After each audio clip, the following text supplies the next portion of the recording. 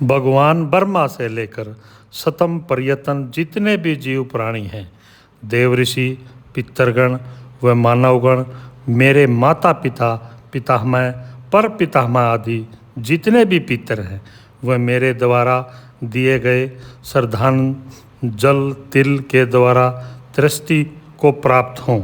जो भी कृत धन्य नहीं होते, प्रेम दया उपकार करते हैं, मरने पर श्राद्ध करते हैं, वे नर नार धन्य हैं। जिस घर में यज्ञ हवन जप भजन श्रद्धा नहीं होते, विद्वानों की पूजा नहीं होती, वहाँ न वीर है न धीर पैदा होते हैं, न वहाँ तुष्टि पुष्टि होती है, न श्रेय न कल्याण होता है।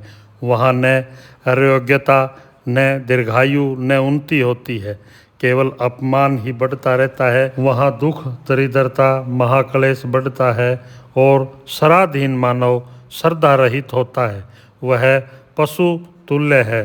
तब दशरथ नंदन श्री राम ने महाकाल के मंदिर में जाकर शिव के दर्शन किए।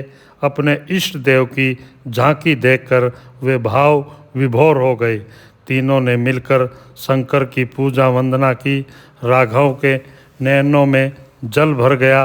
रामचंद्र जी का अनन्य भाव का वर्णन नहीं किया जा सकता।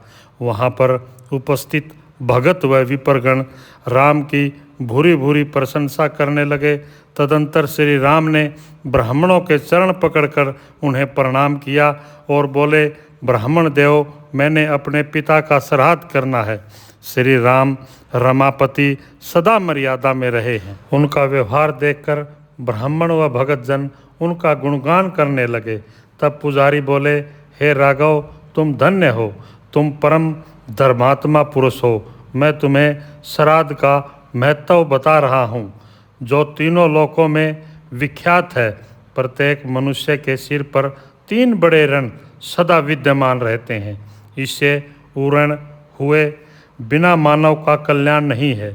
वे हैं देव ऋण, पितर ऋण, ऋषि ऋण। ये तीनों ऋण ज्ञान विज्ञान व शास्त्र समस्त हैं, और जब तक ये तीनों ऋण सिर से नहीं उतरते, तब तक मुक्ति नहीं मिलती। अश्विन मास के कृष्ण पक्ष में चंद्रमा पृथ्वी के अधिक समीप होता है। तब श्राद्ध के पदार्थों का सूक्ष्म अंश लेकर सूर्य की किरणें ऊपर की ओर बढ़ती हैं।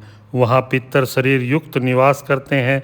चंद्रमा के ऊपरी भाग में आकर्षण शक्ति के कारण वहाँ पितर आकर पहुँचते हैं। वे अपने वंशजों द्वारा प्रदत्त भाग लेने आते हैं। सूक्ष्म अग्नि द्वारा पितरों का भाग लाया जाता है। वे पितरगण उन्हें अनायास ही प्राप्त कर लेते हैं।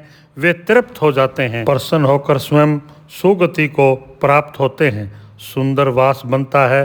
तब वे अपने वंशजों को सुख समृद्धि प्रदान करते हैं।